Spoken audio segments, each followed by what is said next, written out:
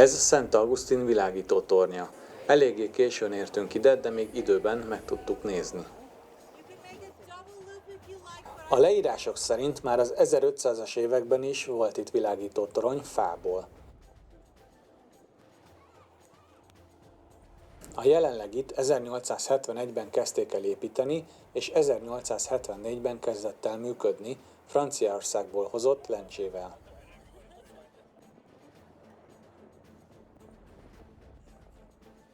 ...1970-ben a hozzá tartozó gondnoki épület leégett, és a torony is sérült, a lencse vandalizmus áldozata lett. Néhány prizmája összetört.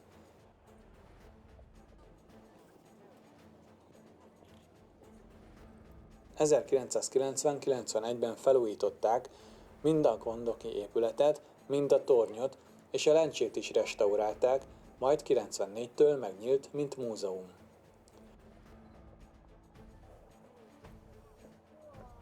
A tetejéről pazarkilátás nyílik a ma már jóval nagyobb Szent Augustinra.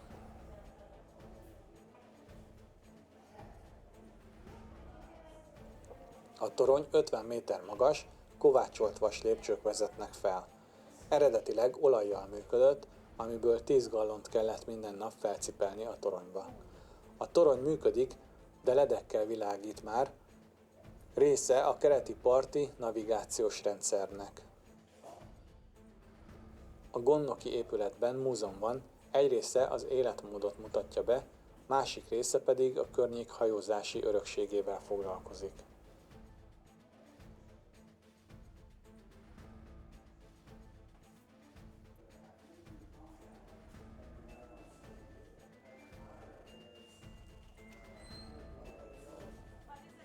Van itt még hajóépítés és javítás bemutató, de aznapra már bezárt.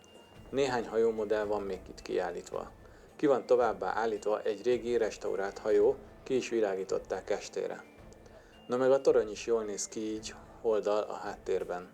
Ennyi előnye megvolt az esti látogatásnak.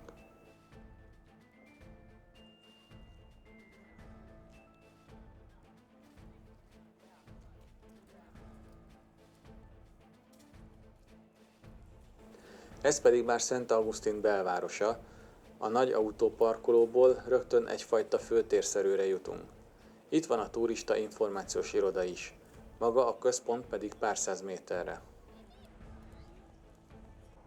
Juan Ponce de León 1513-ban itt lépett partra, hogy megkeresse az ifjúság forrását.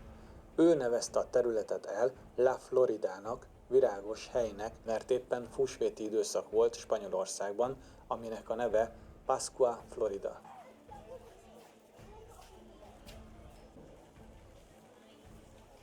Pedro Menéndez de Ávilest azzal küldte a spanyol király 1565-ben ide, hogy alapítson egy települést.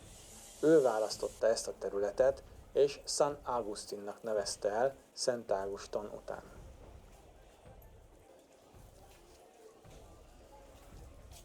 Így Szent Augustin a legrégebbi település a kontinentális USA területén, és a második a teljes területén, mert San Juan, Puerto Rico fővárosa a legrégebbi.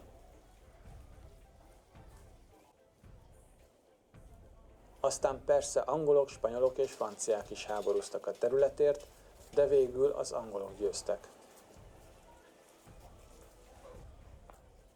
Építettek egy erődöt a városka északkeleti végében a parton 1672-ben, San Marcos erőd a neve. Mellette a belváros régies házai nagyon szépek, fel vannak újítva és változatosak is. Itt áll USA legrégebbi fából épült iskolája. Nagyon kellemes sétálni köztük, persze mindegyik alsó szintje ma már valamilyen üzlet.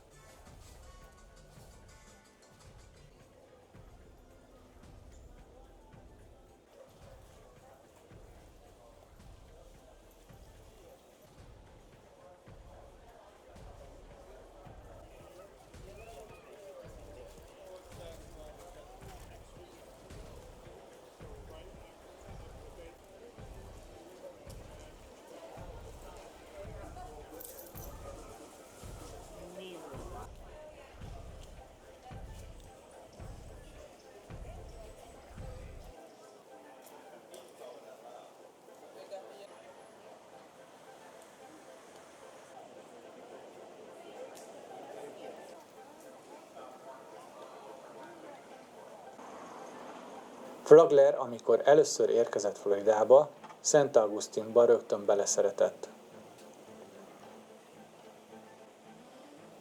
Meglátta a lehetőséget, hogy nyaralóhely lehetne, ekkoriban persze kizárólag a gazdagok engedhették meg maguknak, így felépítette a Ponce de León szállodát. 540 szobás, lenyűgöző, fényűző épület, a mai napig megakad rajta az ember szeme.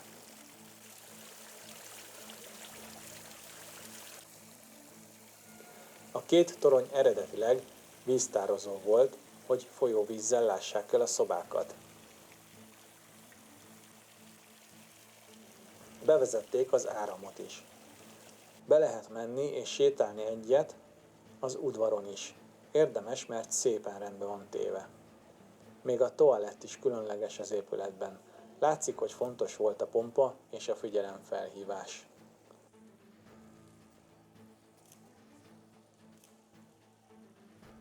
Ma a Flagler College található meg benne, iskola.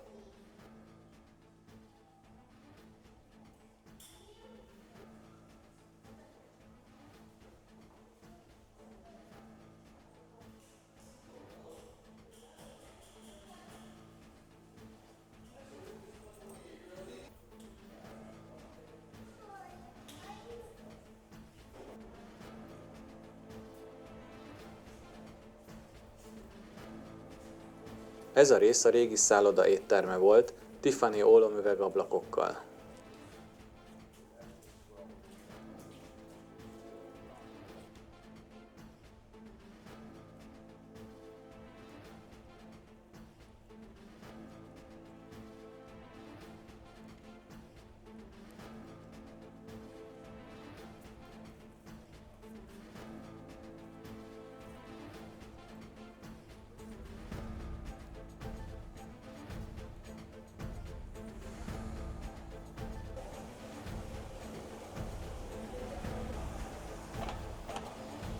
Mivel a szálloda azonnali siker lett, Flagler úgy döntött, másikat is épített, az Alcazart, szemben a Leonnal, a tér másik oldalán.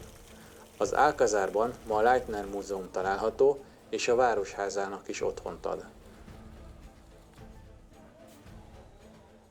A belső udvarra be lehet menni itt is, és érdemes is.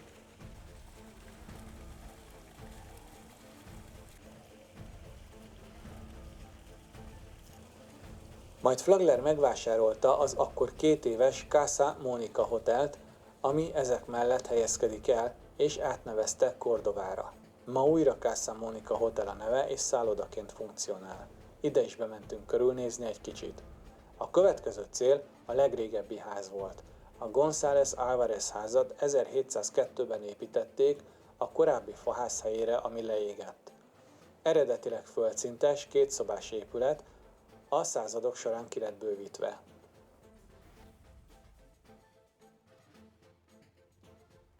Szokták az USA legrégebbi házaként is titulálni, de ez a cím vitatott. 1970 óta védett.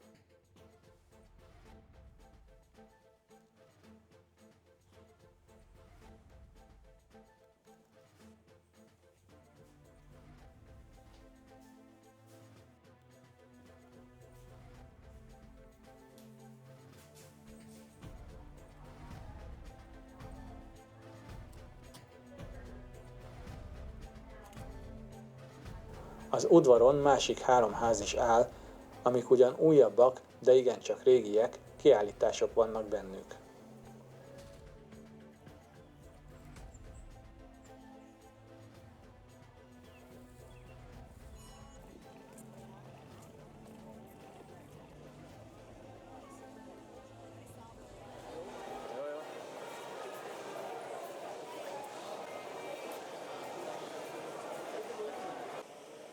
A Universal Park fantasztikus látogatását ide csaptam Szent Augustin mögé, bár a park Orlandóban van.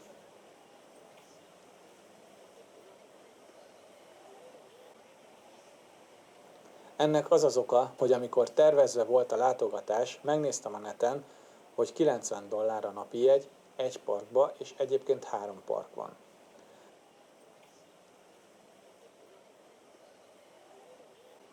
Mikor ide keveredtünk, A legolcsóbb jegy is $175 lett. Én meg úgy döntöttem, nem ér ennyit nekem, nem hullámvasutazni szerettem volna, inkább a filmes rész érdekelne, ami amúgy is kicsi. Így a külső részen maradt ez a kis séta a boltokkal.